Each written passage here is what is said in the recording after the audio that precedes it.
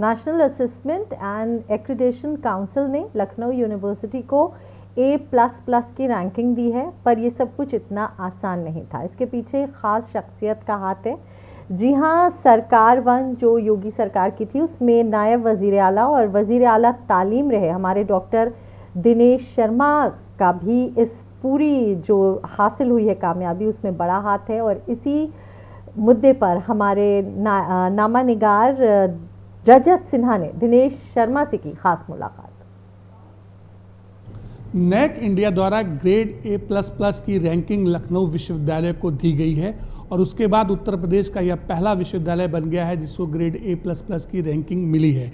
हमारे साथ बात करने के लिए तत्कालीन उच्च शिक्षा मंत्री डॉक्टर दिनेश शर्मा हैं, जो लखनऊ विश्वविद्यालय के प्रोफेसर भी रहे हैं और पिछले 5 साल तक योगी सरकार में वो उच्च शिक्षा मंत्री रहे हैं और शिक्षा के स्तर को बढ़ाने के लिए उन्होंने काफ़ी काम किया है। न केवल उच्च शिक्षा मंत्री रहते हुए, जबकि वो मेयर थे तब भी उन्होंने काफ़ी काम किया था। डॉक्टर शर्मा जी, सबसे पहले तो आपको बहुत बहुत बधाई कि लखनऊ विश्वविद्यालय को ग्रेड A++ की रैंकिंग मिली है।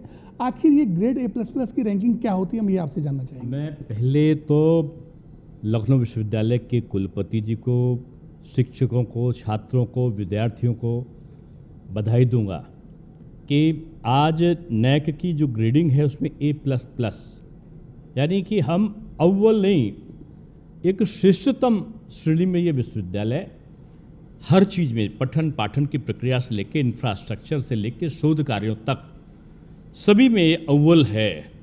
इस बात का प्रमाण सिद्ध हुआ है। कोई भी विश्वविद्यालय या संस्था एक ग्रेड से ऊपर एक दिन में नहीं हो जाती। इसके लिए अथक प्रयास करना होता है और सरकार का इसमें बड़ा इम्पॉर्टेंट रोल होता है। और जो विश्वविद्यालय एडमिनिस्ट्रेशन होता है, कुलपति या विद्यार्थी या छात्र होते हैं, उनका बहुत महत्वपूर्ण रोल होता है।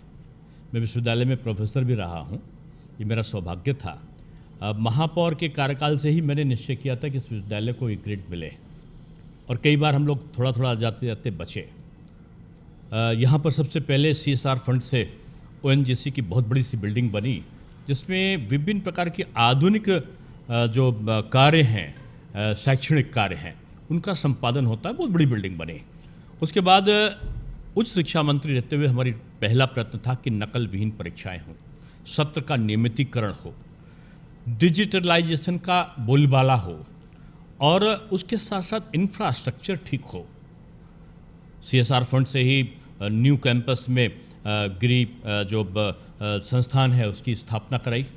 यहाँ पर अभिनव गुप्त संस्थान में करोड़ों रुपए देके संस्कृत का बहुत बड़ा संस्थान, उसमें प्रोफेसर्स की जो एसोसिएट प्रोफेसर, असिस्टेंट प्रोफेसर, कर्मचारियों की पोस्टें दी गई।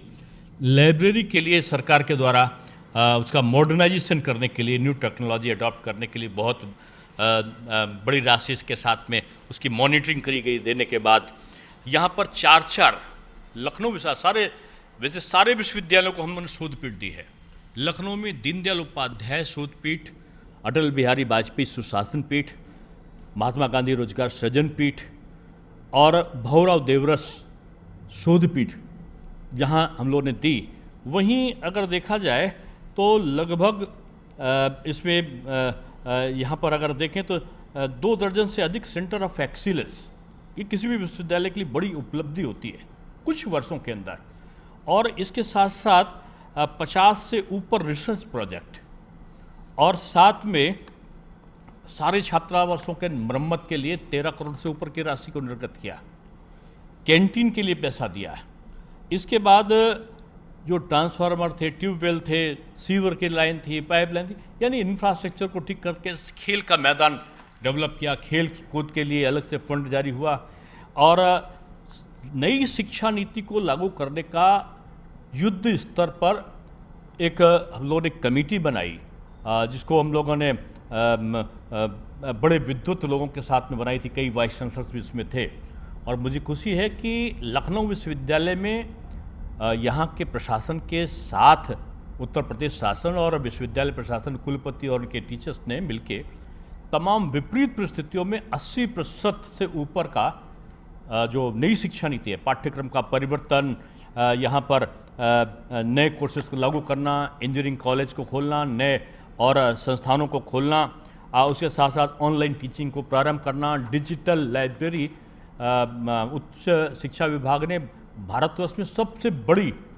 डिजिटल लाइब्रेरी, जिसमें अच्छे प्रोफेसर्स और टीचर्स के लेक्चर्स को कंटेंट को अपलोड किया गया 78,000 से ऊपर। उसमें अकेले लखनऊ विश्वविद्यालय के 10,317 कंटेंट्स थे। इनको लेकर हम लोग चले और मुझे खुशी है कि हमने उत्तर प्रदेश शासन के माध्यम से शोध गंगा पोर्टल की स्थापना, शोध छात्रवृत्तियों को नए नए विभागों को खोलने का, और इसके अलावा तमाम पुरस्कार थे यहाँ के योग्य शिक्षकों को भी मिले। शिक्षक श्री था, सरस्वती पुरस्कार था, मेरी विधायक निधि से भी हम लोगों ने यहाँ पे महिला शौचालयों का निर्माण, वेंटिलेटर युक्त एम्बुलेंसेस को देना, और इसके साथ साथ नई कैंटीन और उसके अलावा शैक्षिक पठन पाठन सुनिश्चित हो, समय से परीक्षा, समय से परिणाम और समय से परीक्षा पुस्तकों का जांचा आ जाना, ये जहां कराया, वहीं विश्वविद्यालय में जो अधिकारियों की कमी 20 साल से चल रही थी, रजिस्ट्रार, कुल सचिव, सहायक कुल सचिव, उप कुल सचिव, फाइनेंस अफसर, वित्त अधिकारी के अलावा जो यहाँ का परीक्षा नियंत्रक, इन सब को न केवल इनकी उपलब्धता कराई विश्वविद्यालय को, बल्कि उनके प्रमोशन जो लंबित थे वो किया। एक कठोर शासनादेश के माध्यम से ये प्रयत्न किया गया कि सभी टीचर्स का जो लंबित उनका प्रमोशन, पर्सनल प्रमोशन है, वो 2021 में हर हालत में सुनिश्चित किया जाए। वो सुनिश्चित हुआ। उसके बाद हम लोगों ने कहा जितने नए पोस्ट पद रिक्त हैं, एक नई चयन प्रणाली के अंतर्गत पारदर्शी तरीके से नए शिक्षकों की भर्ती की जाए। शिक्षकों की कमी को दूर करना, इंफ्रास्ट्रक्चर को दूर करना, शोध प्रोत्साहन को करना, और विभिन्न प्रकार के जैसे ऑनलाइन रिजल्ट्स को निकालना, ऑनलाइन आपका डिग्री आदि का वितरण करना, समय से कन्वोकेशन को करना, कर्मचारी आवासों को बनाना, दिव्यांगों के लिए रैंप को बनवाना, छोटी सी छोटी चीज़ जो नैक जिसको चिक करता था। सर यही मेरा सवाल है कि क्या उसको उत्तर प्रदेश शासन ने पूरा विश्वविद्यालय को सहयोग दिया और विश्वविद्यालय ने सही रूप में इसको क्रियान्वित किया। क्या नैक इंडिया ने जो ग्रेडिंग दी है A++ की लखनऊ विश्वविद्यालय को, उसका बेस यही था जो पिछले 5 साल में अपने आपने उच्च शिक्षा मंत्री रहते हुए काम किया लखनऊ विश्वविद्यालय के लिए, और इसी वजह सबसे बड़ी वजह थी, और आज मुख्यमंत्री जी ने भी माना कि पिछले 5 साल में जो शिक्षा के क्षेत्र में उत्तर प्रदेश में काम हुआ है, शायद वही वजह रही कि आज लखनऊ विश्वविद्यालय को AA+ मिला है। मैं तो भले मैं उच्च शिक्षा मंत्री रहा, लेकिन प्रेरणा माननीय मुख्यमंत्री जी की थी, और प्रयत्न हमारे कुलपति लखनऊ विश्वविद्यालय, यहाँ के अध्यापक और छात्रों और कर्मचारियों का था। उच्च शिक्षा मंत्री होने के नाते और एक विश्वविद्यालय का प्रोफेसर होने के नाते मैं इनकी खुशियों में अपने आप को संबद्ध करता हूँ। एक सवाल और है कि जिस तरीके से लखनऊ विश्वविद्यालय को ग्रेडिंग मिली है A++ की, क्या उत्तर प्रदेश के अन्य विश्वविद्यालय भी अब इस दिशा में आगे बढ़ेंगे, और उसमें आपका क्या सहयोग रहेगा? आप देखते जाइए, बीज जो बोया था शैक्षिक सुधार का, उस शैक्षिक सुधार का बीज अब वृक्ष बन रहा है। अभी कितने विश्वविद्यालय होंगे आप उसका अनुमान नहीं लगा सकते हो। नए 3 विश्वविद्यालय खोले थे, 78 डिग्री कॉलेज नए खोले थे, 78,000 कंटेंट्स का डिजिटल लाइब्रेरी बनाई थी, और ये शैक्षिक सुधारों का जो क्रम चला है, ये सुपरिणाम दे रहा है। मतलब 20 वर्षों से प्रिंसिपल्स नहीं थे कहीं पर, डिग्री कॉलेजेस में सरकारी में, सब में प्रिंसिपल पहुंच गए। जो अनुदानित विद्यालय हुआ करते थे, वहाँ के अध्यापक का अंधकार में जीवन था, प्रोफेसर नहीं बन सकते थे। एक ऑर्डर में उच्च शिक्षा विभाग के आज विश्वविद्यालय के अध्यापकों के बाद जो महाविद्यालय के अध्यापक हैं, उनको भी प्रोफेसर का पदनाम भी मिला है, इंक्रीमेंट भी मिला है, उनको शोध कार्यों का अधिकार भी मिला है। तो ये जो की गई थी भी तो विश्वविद्यालय को मिला। अब आप देखते जाओ, धीरे धीरे महाविद्यालयों की झड़ी लगेगी। 78 जो नए डिग्री कॉलेज खोले थे, उनको भी हम लोगों ने विश्वविद्यालयों से संबद्ध किया है। मॉडर्न एजुकेशन, आधुनिक जो कोर्स शेड्यूल, इनके साथ में शिक्षा शुरू हुआ है, और मैं समझता हूँ ये परिवर्तन पूरे भारतवर्ष को नेतृत्व प्रदान करेगा शिक्षा के क्षेत्र में।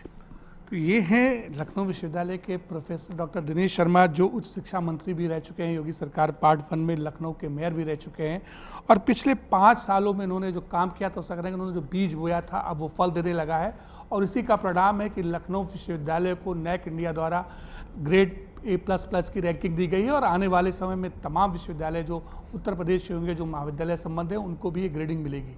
सहारा समय के लिए लखनऊ से कैमरामैन सत्येंद्र राय के साथ रजत सिन्हा।